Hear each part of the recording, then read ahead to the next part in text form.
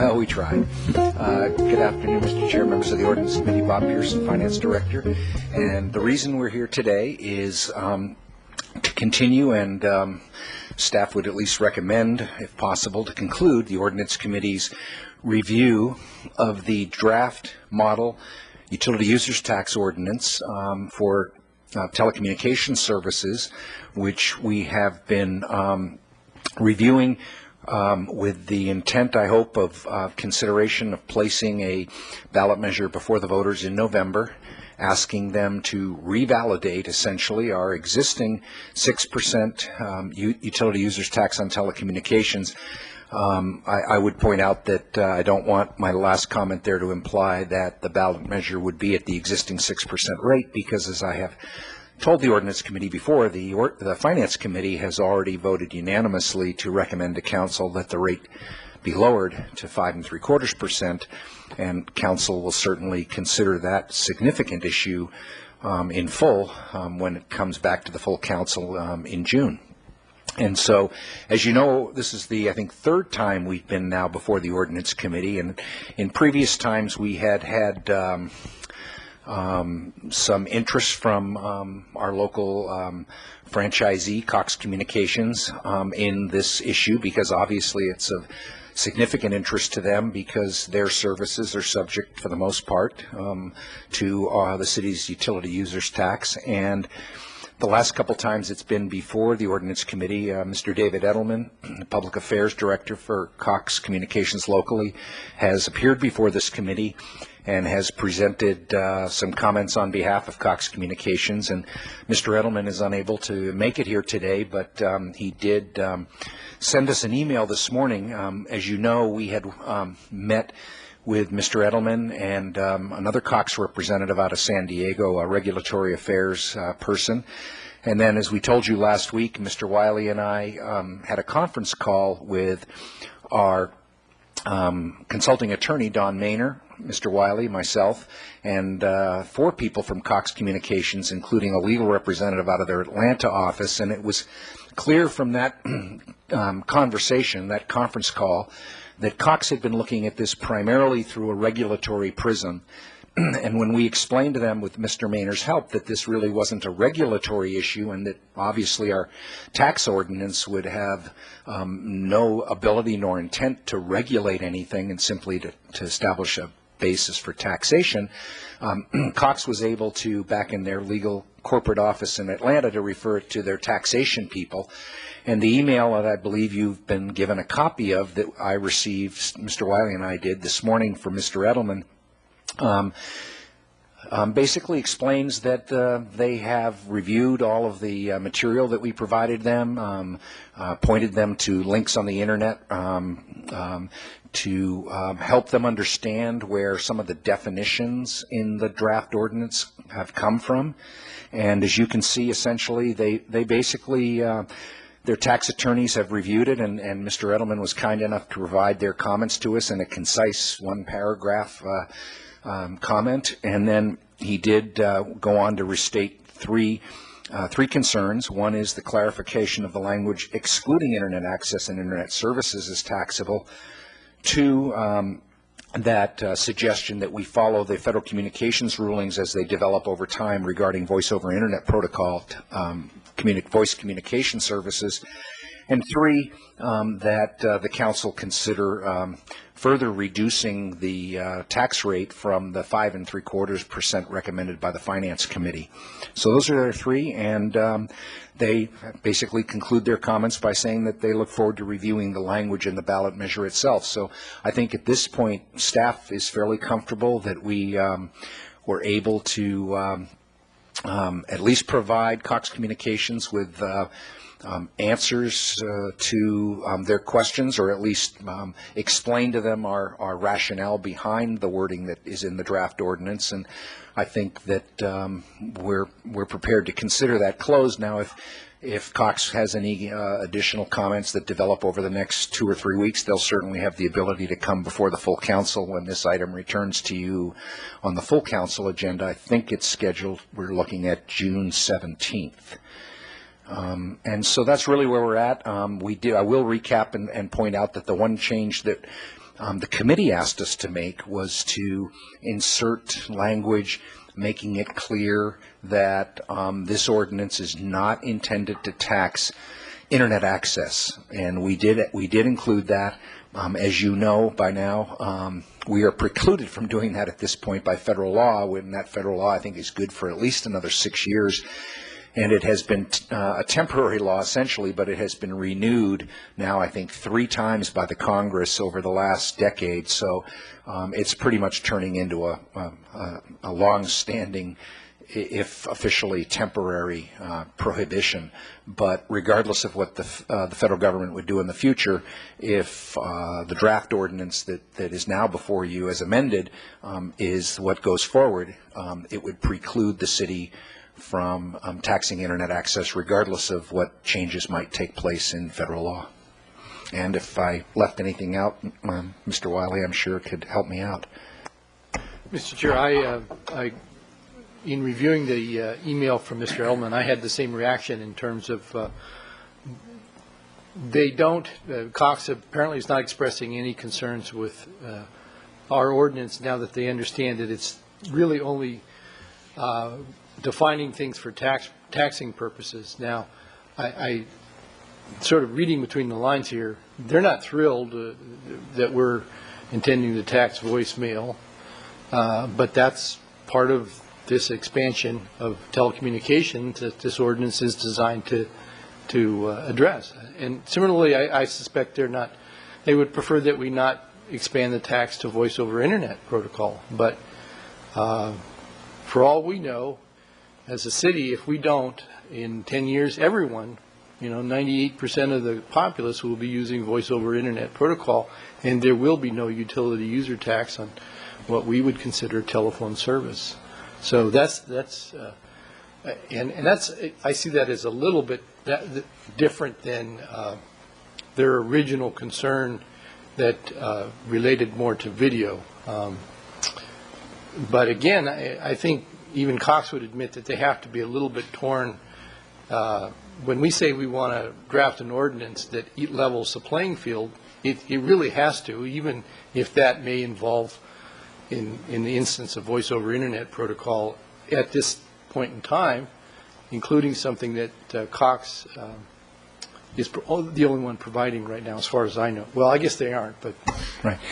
And Mr. Chair, if I might, one more comment, and that is that I would, despite the fact that Mr. Edelman is not here today, I would like to express our appreciation to Mr. Edelman and to Cox Communications for their constructive and extremely timely response to working with us in terms of trying to incorporate and make sure that we understand their comments. And so I'd like to express our appreciation for that to Cox. How civil of you. Do we have any questions from the committee members? Mr. Francisco. Thank you, Mr. Chairman. I have no problem with any of the substance of this. I did have one question about the wording in the video users tax section. That's section 4.26050. In B, video charges. And again, this is purely wordsmithing. This has nothing to do at all with the substance of this. But since you're referring, you say in the opening sentences, used in this section, the term charges shall include but is not limited to the following charges. And then it has a mixture of charges, like regulatory fees and surcharges, and then initial installation of equipment necessary for provision and receipt of video services, or video services, or, so you see what I mean? You're talking about, this is supposedly a list of charges. Some of them are charges, some of them are services. And I think all you need to do to fix that, if you want to fix it, is put in, charges for video services or something like that. That's a good point. And actually, I believe Mr. Maynard, in the last email he sent to us, had a change like that. Okay. In the lead-in, it was charges for the following. Okay. Yeah. So to clarify, you would like us to amend it so that there is a charges for video services and charges for initial installation of equipment necessary. Or, whatever the solution is, but this is a list of things that should all be the same. And either they should all be charges or they should all be charges for services or, Right. yeah, something, Okay. whatever. And I That's all. think the change that Mr. Maynard gave us does establish that this section is only about charges. Okay. Thank you. Mr. House? Sort of on a similar strain, so the tax is a percentage of what's being charged for certain services. That's correct. And I noticed sort of and I mentioned it last week too. I noticed kind of an inconsistency in the way that we refer to that, and I think maybe Mr. Francisco hit it on the head. And if we apply the same rule to the way we talk about in 040 telecommunication users tax, here we're talking all about services, and the fact of the matter is that we're taxing what's being charged, the charges for those services. And I know it just seems like that there's an inconsistency in the way that we talk about the video side versus the telecommunications side, and it's, I guess we have, let's see, in the very top we have it right, the section shall be at a rate of such and such % of the charges made for such services. Let's see, I'm on page 6 in our staff report, or the copy that we just got. Right. And let's see, charges shall include the value of any other services. Okay, that's good. Charges are defined. Let me be sure here. Oh, and D, I think that's where I picked it up. In 426040D, certain exclusions, and I wondered how we're going to deal with this. I mentioned it last time, and I don't quite know how we're going to do it, because this paragraph really tells what it is that's being taxed in terms of the services that are for which the charges are made, and then it has a second paragraph that talks about what is not being taxed. And the title of the paragraph is exclusions. In the video section, there's a distinction made between those two things. Again, I don't want to just wordsmith it, but I want it to be really crystal clear when we get to the other side. We have a pretty clear definition early on in the video side about what it is that's being charged, right on B, video charges. And we don't do that with the telecommunications piece. Is this essentially boilerplate from what's been used elsewhere? Is that why we have stayed with this, or is there some flexibility to get these things in their places? Well, Mr. House, I believe it is boilerplate. In other words, it's. I mean, we're trying to be super than consistent. This new sentence we added at the end, it's the way it's written in. I think it's about 10 to 15 other ordinances in other cities. But you made this point, and I made a note of it. I was going to talk to Mr. Maynard about it, but I think I was waiting to hear from Cox about separating this paragraph into two separate paragraphs. One that is dealing with inclusions and another one that's dealing with exclusions. I think that might be helpful. And I think maybe in the first sentence of that D, it actually kind of gets to what we were just, Mr. Francisco and I were sort of referring to. It says, as used in this section, the term telecommunication services shall include but are not limited to charges for, and then it goes on and makes its long list. Would we then say to Mr. Edelman and company that we've then responded to the first of their bullet points by being as crystal clear as we can about about excluding internet access? But then the question of internet services seems like his sentence kind of includes that we're going to, or says that we're going to exclude internet access and internet services, when in fact we've made a very clear list of the internet services that are intended to be taxable. Mr. Chair, Councilmember House, I think that's right. I mean, I think that the intent in the exclusion that we were directed to clarify by the committee, the ordinance committee, is that we would not tax internet access. That's clear. I mean, to me, VoIP is an internet service.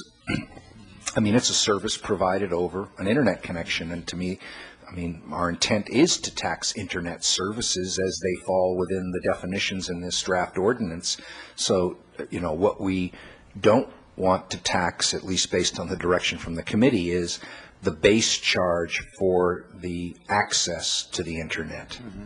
Okay, when you read the first of their bullet points, No, is it clear to you that they recognize that there's a distinction between excluded internet access that's not being taxed, and the next part of their sentence, and internet services is taxable? Because it almost reads as if they were left from your conversation that internet access and internet services are both not being taxed. No, I don't want to speak for Cox, and Mr. Edelman's not here, but I think it was clear. It's clear that Okay. that this whole thing is about taxing internet services to the degree that they represent the services that fall within this ordinance, i.e. video and communications. Mm-hmm. And we've listed them. We've made it real clear. Yes. So, okay, then what about their second bullet point? They seem to have a concern about our recognizing, of course, that the VoIP has not been, it's sort of a definition that's in flux right now. And our ordinance allows us to continue to tax that kind of, because it's voice, right? It's actually communications that way. Tax it even if they revise the definition at the FCC.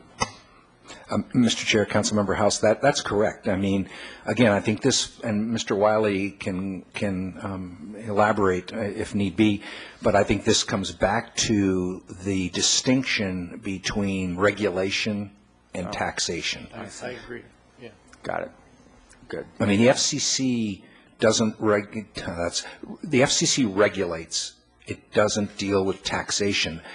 Technically, the Internal Revenue Service deals with taxation, and they were the ones that managed the old federal excise tax on telephone.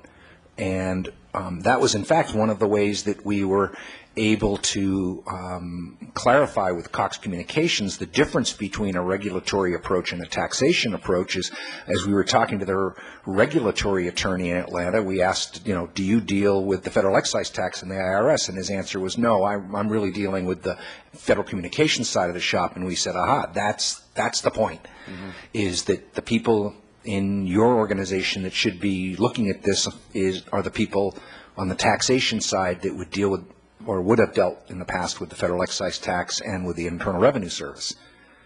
I catch it, and now I catch the distinction in their memo too, how that's playing out. They also we appear to have resolved some of their concerns. It says in their quote from their folks, it says the video provisions basically continue to tax what is currently subject to tax, and that was their kind of final. I would agree with that. Okay, good. Well, I think we've done a good job of some good communication with them and responding to their concerns, and they have shared with us their concerns. I had mentioned last time, and I'll just reiterate, I hope that our staff report when it comes to City Council includes a short summary in layperson's terms. And it's the reason I say that is that those who will need to explain this in layperson's terms could really use some help. And it'll be important for those who are reading the staff report as they're coming here to talk to us about it to know in just clear, simple language what we're taxing, what we're not. Great. If there's nothing else, I want to move that we carry this on. Great. I do have one. Now, I read it in the staff report, but I could not find where it was in the ordinances. Where do we determine that half of the revenue will be going to streets? We don't, sir. And do we do that in a separate resolution, or is it just because? No. Okay. No, staff is recommending that this be taken to the voters as a general tax. Because of the threshold necessary if it's a dedicated. That's correct. And because of that, we can't put anything into the ordinance or the ballot measure or anything else that would legally restrict money to any particular purpose. Right. Otherwise, you're going to trigger what's a special tax, which is going to require a 2/3 supermajority approval. Okay. And I think the idea there, if I understand it, when it's goes to the general fund, which is where it will go, then there's broad discretion from the elected body to determine which and where it could be most useful, but that's done in the course of normal business from a general fund, dispensing the general fund, basically. Right? That's correct. And I would point out, we're not changing the existing code language in the prior chapter, because this is 4.26. The existing UUT is 4.25, and that contains a section that earmarks that UUT 50/50. We're not changing that, and so outside from the telecommunications UUT, that'll be unchanged. And then the council, as you just said, the council retains the legislative discretion to use these UUT funds in that same fashion if they so choose, 50/50. And then on the videos user tax section that Mr. Francisco was speaking of before, what is the reason for deleting the 4 instances on that, on B5, but keeping the 4 instances on B6 and B7? The EGs.